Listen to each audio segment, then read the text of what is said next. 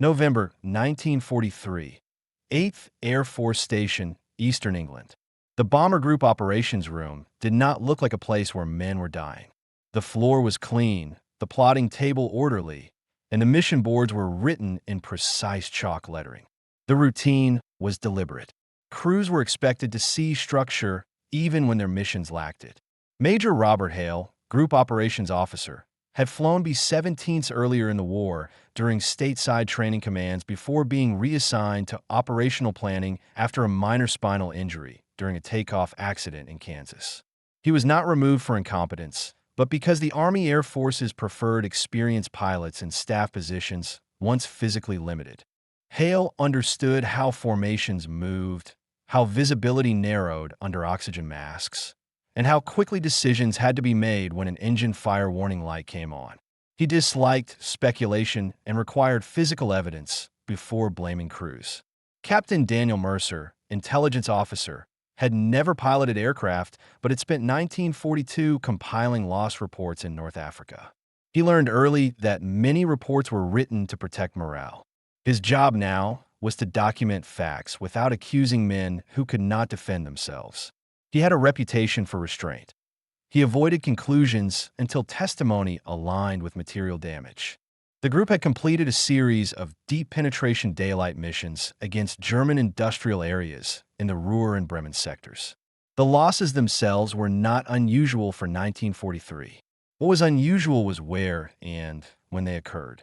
Aircraft were not disappearing over targets or flak zones. They were being crippled on the return leg.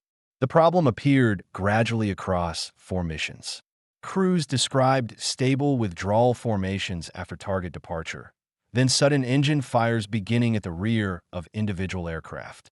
Pilots reported no early defensive reaction across the formation. Several aircraft left formation almost immediately after the first hits, not because they were structurally destroyed, but because they had already lost critical power. Hale compared damage diagrams. Impacts consistently entered from the rear quarter before heavy crossfire began. That meant interceptors were reaching firing position before the formation reacted. This should not have been possible. A B-17 formation was designed specifically to prevent exactly that approach. A tail attack should have triggered concentrated fire from multiple aircraft within seconds. Yet the reaction was late, not absent late. That distinction mattered. Surviving crews were interviewed individually after landing, standard procedure to prevent collective memory shaping testimony. A pilot from Crew 42 described it first. "We didn't hear anything until the engineer called out a fire. I never heard the tail gunner." Another crew reported the opposite. "Tail was shooting before we knew what he had. Interphone sounded dead back there." A third statement conflicted again. He called fighters, but the call came after they were already breaking away. Mercer placed the transcripts side by side. The inconsistency was not about whether fighters attacked, that was confirmed, but about when crews became aware of them. He underlined one phrase appearing repeatedly in different wording. No warning reached the cockpit in time. Colonel Frank Whitaker, group commander and a pre-war pursuit pilot, had lost aircraft before and accepted attrition as part of daylight bombing doctrine. But unexplained loss patterns meant something controllable might be failing. If crews hesitated, training had to change. If escorts were late, coordination had to change. If equipment failed, doctrine had to change. Each possibility implied responsibility, and responsibility in wartime meant men would continue flying while the answer was being found. Whitaker ordered an internal operational review rather than a disciplinary inquiry. No accusations would be made until evidence justified it. Crews would continue missions during the investigation. The decision was practical but heavy. Every officer in the room understood the meaning. They would analyze deaths while more missions were already scheduled. Hale's immediate task was reconstruction of formation geometry during lost moments. He began marking bomber positions, spacing, altitude, and reported attack angles. Mercer collected gun camera film, radio logs, and maintenance notes, especially interphone repairs. He did not yet know why, only that communication appeared central to the timing discrepancies. Neither officer spoke about blame. Both had seen how quickly morale collapsed if air crews believed command searched for scapegoats. The investigation was framed strictly as survival analysis. Still, the tension existed. Pilots continued to brief for the next mission while their previous one was being measured for error. In official notes, the wording remained neutral. Review initiated to determine procedural or material factors affecting defensive reaction timing. But privately, the meaning was clearer. Aircraft were being hit before they should have been vulnerable. Someone was seeing the fighters too late, or others were learning too late that someone had already seen them. The investigation had begun, and it would continue while the same crews prepared to fly again in less than 48 hours. The next morning began before sunrise inside the intelligence office adjacent to the operations building. The first crews were still asleep in their quarters, but maintenance personnel were already working along the dispersal hardstands, checking hydraulic leaks and replacing flak damage panels from the previous mission. The investigation continued during normal base activity, without interruption to flight preparation schedules. Major Hale requested complete escort timing records from Fighter Command liaison staff. The bombers had been assigned P-47 escort coverage at both ingress and withdrawal points, calculated according to fuel endurance and estimated target time. The escort groups had reported proper rendezvous and claimed they encountered no abnormal delay. Their combat reports showed intercepts with German fighters occurring after bombers had already scattered or begun defensive maneuvering. Hale spread the navigation charts across the plotting table and marked time over target, withdrawal headings, and escort arrival windows. The distances and speeds matched standard procedure. The fighters should have been within protective distance when the first attacks occurred. Captain Mercer compared the bomber radio transcripts against fighter contact logs. The sequence did not align. Fighter pilots recorded visual contact with damaged formations, but did not record any initial attack calls relayed from bomber crews. That absence suggested the fighters were not late. They were uninformed until after damage had already occurred. The next step required speaking directly with the fighter liaison officer assigned to the group, Lieutenant Arthur Klein, a former pursuit pilot grounded after repeated high-altitude oxygen intolerance episodes. Klein had first-hand understanding of interception timing and insisted escort units depended entirely on bomber reports to vector toward incoming threats once formations exited target flak zones. Klein reviewed the transcripts quietly and pointed to the gap between the expected warning and the first recorded distress calls. "They never knew early enough to tell us where to look," he said. "We weren't chasing fighters. We were responding to aircraft already hit." The investigation shifted from escort timing to the first moment of awareness inside the bomber formation. Individual gunners were interviewed again, this time focusing strictly on sequence rather than combat description. They were asked to recount exactly what they saw when they acted and what they heard immediately afterward. Staff Sergeant Leo Baines, waist gunner on one of the damaged aircraft, described seeing tracers passing forward along the fuselage before hearing any call over the interphone. He assumed another aircraft behind them was firing until the engineer reported engine smoke.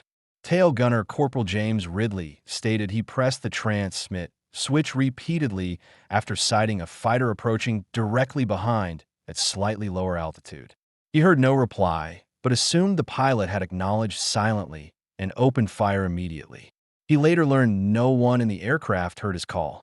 Another gunner reported hearing only a fragment, a brief word followed by static, seconds before cannon strikes hit the wing root. The statements revealed a pattern. Defensive fire from tail positions began first, but coordinated fire from the rest of the formation followed several seconds later. That delay was long enough for German fighters to fire accurately before facing concentrated resistance. Mercer reviewed maintenance records from the past 2 weeks. Nearly every aircraft listed minor interphone adjustments after missions. Loose connectors, intermittent static, frozen microphone switches. None were categorized as mission-critical faults. The communication system was considered reliable once repaired on the ground. He asked the engineering officer, Lieutenant Harold Pierce, to explain wiring placement inside the B-17. Pierce escorted the investigators to a parked aircraft undergoing inspection. They crawled through the fuselage walkway, past the bomb bay, and into the rear compartment. Pierce pointed along the interior frame toward a cable bundle running beneath structural ribs. The interphone runs the length of the aircraft, he explained. It passes through unpressurized sections back here. At altitude, the temperature drops well below freezing. The insulation stiffens. Flak fragments don't need to sever it completely. A partial break can block transmission without making the failure obvious. Hale asked whether the gunner could still hear others if the line failed in one direction. Pierce nodded. Sometimes. It depends where the damage is. A man might think he's transmitting when he's only receiving. They remained inside the tail section several minutes. The space was narrow, isolated, and separated from the rest of the crew by both distance and noise. The engines were not running, yet normal conversation required raised voices. Hale considered how different it would be at altitude, under oxygen masks, with gunfire vibration through the fuselage. A local test flight was scheduled using a spare aircraft. No weapons were carried. The goal was to reproduce altitude conditions rather than combat damage. During climb at high altitude, the tail gunner reported faint static developing on the interphone as the temperature dropped. The pilot heard him intermittently. After 20 minutes, the gunner's voice disappeared entirely, though he continued receiving instructions clearly. When the aircraft descended, communication returned without repair. No damage had occurred during the flight. The result demonstrated a failure mode unrelated to combat skill or enemy action. The crew could appear fully functional to one another while one position unknowingly transmitted into silence. Back on the ground, Hale noted that this condition matched several combat testimonies, gunners who believed they had given warning and pilots who never heard them. The investigation now focused on determining how often the failure occurred under actual battle damage and whether formation doctrine depended too heavily on a single position's communication. The test flight removed uncertainty about equipment behavior at altitude, but it did not explain why some aircraft reacted quickly while others did not. If the communication line could fail silently, the next question was how formations behaved in the seconds after a threat first appeared. Major Hale requested complete gun camera reels from 3 recent missions, including aircraft that returned intact. The film units were stored in metal canisters still marked with oil and soot. They were projected inside a darkened briefing room normally used for navigation instruction. Only a few officers were present. No crew members attended. The purpose was analysis, not criticism. The first reel showed a stable withdrawal formation viewed from a top turret position. For several seconds, the formation appeared unchanged. Then, far behind the group, a small silhouette approached along the exact axis of flight. The aircraft remained distant enough that no tracers appeared immediately. The turret guns did not move. After nearly 5 seconds, a thin stream of tracers rose from the tail position of one bomber near the center element. Only after those tracers became visible did other gunners begin adjusting their aim. 2 seconds later, cannon strikes hit an outboard engine on another aircraft. Hale stopped the film and measured the interval using the projector timer. From first visible approach to group defensive reaction, approximately 7 seconds. In another reel, the same pattern appeared, but with a different result. A tail gunner fired early and nearby. Waist gunners reacted almost simultaneously. The attacking fighter broke off before firing effectively. The formation held tight spacing and no aircraft fell out. The difference was not enemy behavior. The difference was awareness spreading from one aircraft to others. Captain Mercer compared the film timing with debrief statements from the same crews. In the successful defense, multiple gunners later described seeing tracers before hearing any call. In a damage formation, several crews stated they never saw firing behind them until after the first explosion. The investigation now extended beyond equipment reliability into formation perception. A warning did not need to be heard to exist. It needed to be noticed. The engineering officer was asked to demonstrate turret visibility limitations. A parked B-17 was positioned on the edge of the field, and each crew position took turns occupying the tail gunner's compartment, while others walked behind the aircraft at increasing distances. Even at close range, the narrow field of view required precise head movement to detect approach along the exact rear axis. Staff Sergeant Ridley, the same gunner previously interviewed, volunteered to repeat his observation procedure. Wearing his helmet and oxygen mask without airflow, he scanned the sky's sector as he would in flight. The motion was methodical, left, right, center, never lingering more than a moment on empty sky to avoid fixation. After several minutes, a vehicle approached directly behind at ground level without him detecting it immediately. He acknowledged the miss without embarrassment. "You don't stare straight back long," he said. "You keep moving or you lose the sides." The demonstration showed that a perfectly disciplined scan could still leave brief blind intervals exactly where a direct approach would appear smallest and least visible. Maintenance records were expanded beyond wiring repairs to include gun heating systems and turret hydraulics. At high altitude, the tail position experienced the lowest temperatures in the aircraft. Armor plates conducted cold into the compartment, and frost sometimes formed along ammunition feeds. Gunners reported gloves stiffening during long missions. Reaction speed could be affected even when attention remained constant. Medical officers added that oxygen deprivation symptoms often began subtly, slower reactions, narrowed focus, before the gunner recognized impairment. This condition did not incapacitate the gunner, but could delay recognition of distant movement by seconds. These findings introduced a layered vulnerability. Detection depended on one isolated observer working in the coldest and most physically restricted position, communicating through a single line vulnerable to interruption, while the rest of the formation waited for confirmation before reacting. The operations staff reconstructed formation spacing at the time of several losses using navigation logs and photographic records. They found that slight stretching of elements during flak avoidance widened the visual gap between aircraft. A tail gunner might fire correctly, but another aircraft's gunners might not see those tracers if separated by only a few hundred additional yards. Colonel Whitaker reviewed the compiled notes without comment for several minutes. No single failure explained the losses. Instead, several small, acceptable assumptions, reliable communication, constant visibility, consistent spacing, overlapped during the same moment of withdrawal from enemy territory. The investigation continued with a new priority: determining how crews reacted when they could not depend on hearing a warning at all. 2 days later, the group flew another deep penetration mission toward northern Germany. The investigation team did not accompany the flight, but they waited in the operations room during the scheduled return window, monitoring the radio frequency assigned to damaged aircraft and emergency signals.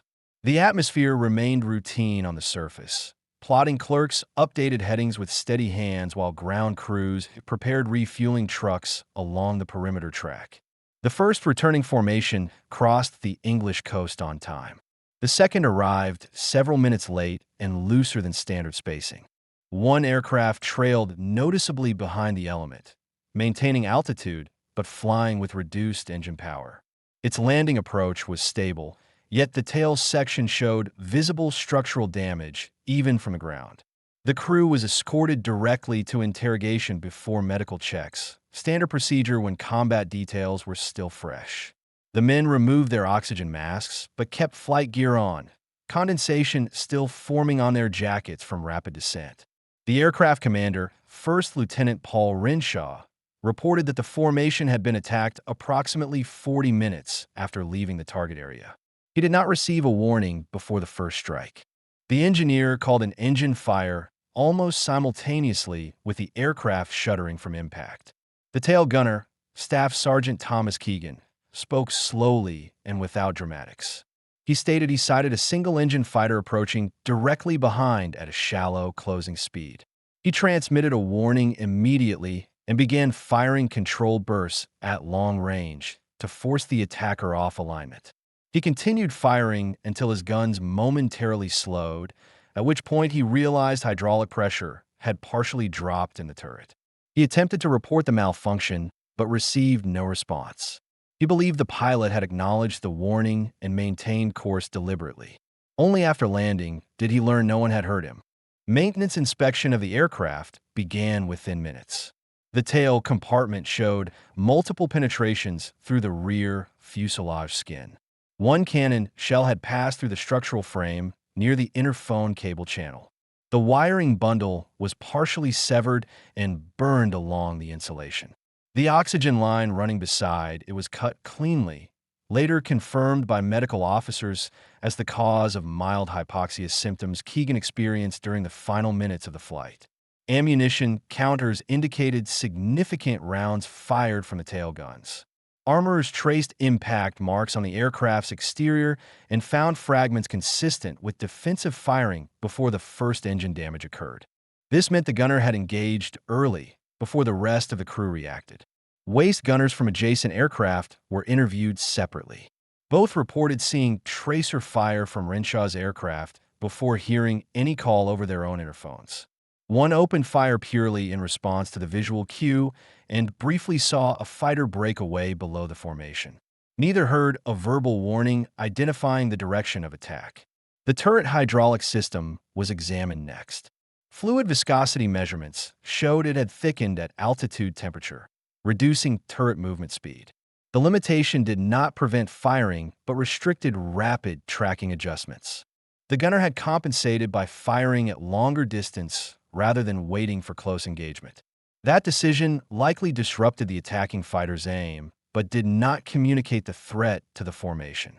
Inside the aircraft, investigators followed the interphone wiring route from cockpit to tail. The damaged section lay exactly where vibration and flak fragments would concentrate along the fuselage curve. A partial break allowed intermittent reception forward but blocked transmission from the rear entirely. Hale noted that the pilot could speak to the tail gunner, but the gunner could not speak back. The gun camera film from a nearby bomber confirmed the sequence. A small silhouette approached from behind Renshaw's aircraft. Seconds later, the tail guns fired. Only after the attacking fighter adjusted position did crossfire from other aircraft begin. The first cannon strikes occurred in the interval between the initial firing and formation-wide reaction. Colonel Whitaker reviewed the evidence without raising his voice. The crew had acted according to training. The equipment had functioned within expected mechanical limits. Yet the formation still reacted late because awareness depended on information that never reached it. The aircraft was reparable. The crew returned to quarters under observation for oxygen deprivation symptoms. No commendations or reprimands were issued. The investigation now possessed a complete combat example showing that a correct defensive action could occur in isolation, leaving the rest of the formation unaware until damage forced recognition. Within hours, the operations staff gathered in the briefing room after the damaged aircraft inspection. No combat crews were present. The purpose was procedural analysis rather than debriefing. Maps were replaced with formation diagrams drawn to exact scale, showing spacing measured in yards rather than the simplified blocks normally used for navigation briefings. Major Hale marked the position of Renshaw's aircraft at the moment the tail gunner opened fire. Based on ammunition timing and gun camera footage, the fighter had been inside firing alignment several seconds before any other aircraft reacted. He then marked the moment adjacent gunners engaged. The difference was small on paper, only a few seconds, but at closing speeds exceeding 300 miles per hour, it allowed an attacker to fire accurately at engine mounts before encountering concentrated resistance. Captain Mercer added testimony from multiple missions showing similar timing differences. The board compared 6 separate engagements. In each case, the first defensive action originated from the tail of a single aircraft, followed by a delayed response across the formation. The delay varied but never disappeared entirely. The pattern demonstrated that defensive awareness spread visually rather than procedurally. Crews were waiting for confirmation instead of reacting to possibility. Colonel Whitaker requested a practical demonstration. 2 aircraft were taxied to opposite ends of the field. Ground crews used signal pistols to simulate tracer fire while observers sat in different gunner positions with engines running at idle to reproduce vibration and noise levels. The tail position could clearly see the simulated attack, but waist and top turret observers often failed to notice it unless they were already looking toward the rear sector. When instructed to react immediately upon seeing any gunfire regardless of verbal confirmation, reaction time shortened dramatically. The experiment showed that formation defense depended less on hearing a warning and more on accepting incomplete information as sufficient cause to engage. This contradicted standing doctrine. Training emphasized confirmation before opening fire to avoid unnecessary ammunition expenditure and to maintain tight formation discipline. The procedure worked in theory, but failed during the short approach window of rear interceptions. Engineering personnel proposed reinforcing interphone wiring, but maintenance officers explained repairs could reduce frequency of failure, not eliminate it. Cold temperature contraction, vibration, and minor flak damage would continue to produce intermittent breaks. The aircraft design could not be significantly altered in operational conditions. Attention shifted to procedures that required no modification to the airframe. The operations staff developed revised scanning sectors. Instead of assigning the tail gunner sole responsibility for the rear approach, adjacent gunners would continuously overlap observation arcs even when no threat was reported. This reduced reliance on a single observer and compensated for limited visibility angles. A secondary visual signal system was tested using colored lamps wired separately from the interphone circuit. The signal could be activated by any rear gun position and seen by multiple stations simultaneously. The wiring path was shorter and shielded within pressurized sections, making it less vulnerable to damage. Crews practiced reacting to the light and to visible tracer fire without waiting for verbal instruction. The emphasis shifted from certainty to immediacy.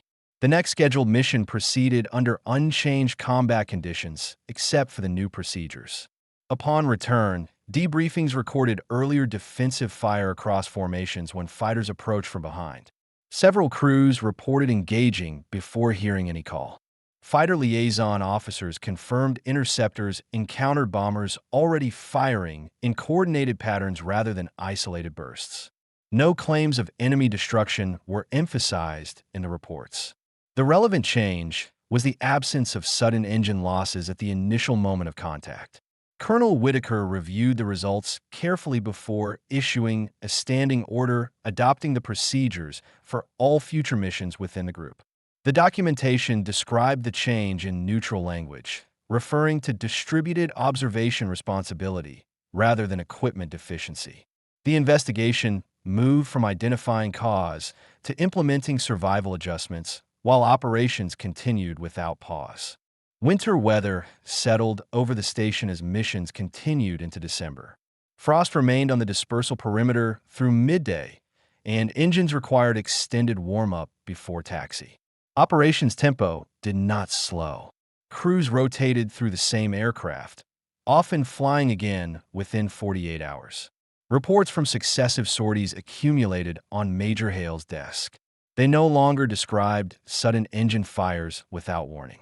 Instead, pilots recorded early defensive turns of enemy fighters and shorter engagement windows. Escort pilots noted they could identify bomber formations already maneuvering defensively from greater distance, allowing faster interception. The change was measurable in timing rather than victory claims. Captain Mercer completed a comparative chart covering the previous month. The number of aircraft suffering initial rear quarter strikes before coordinated fire had dropped sharply. Damage still occurred, but the sequence had changed. Gunners were firing first across multiple aircraft rather than reacting after impact.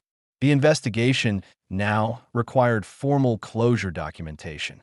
Regulations demanded a written conclusion explaining whether losses resulted from personnel performance, enemy innovation, or operational limitations.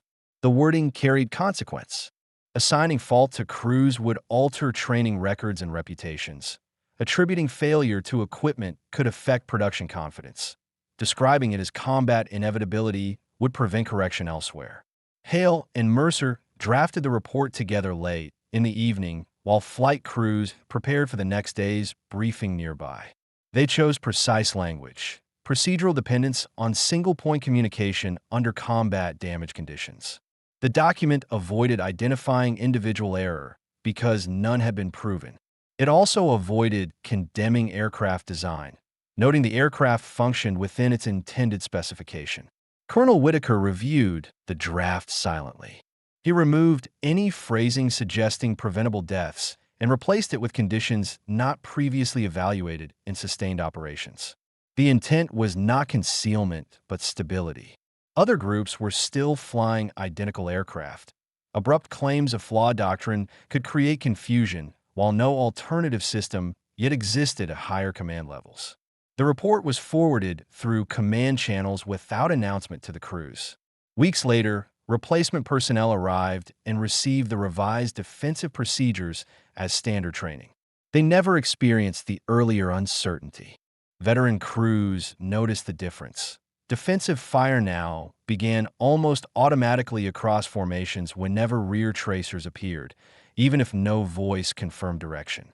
The behavior became routine rather than exceptional. Staff Sergeant Keegan, whose damaged aircraft had provided the decisive evidence, returned to flight status after medical clearance. He was not informed his case influenced procedure changes, but he observed that other gunners now fired alongside him immediately. The isolation of the rear position remained physical but no longer operational. Maintenance records continued, listing minor interphone repairs after missions. The entries carried less urgency because survival no longer depended on that single circuit. The wiring remained vulnerable, but the formation was not. The final paperwork closed the investigation with no commendations and no reprimands. Aircraft lost earlier in the campaign remained recorded as combat losses without amendment. Families received the same notifications they had already been sent. Nothing in official correspondence changed. Inside the group, however, the understanding persisted. Survival depended on recognizing that correct individual action could still fail without shared awareness. Procedures were adjusted quietly and continued to evolve during ongoing missions. The operations room returned to routine appearance. Chalkboards updated, mission lines drawn, times calculated, while the pressure underlying each entry remained understood by those responsible for writing them.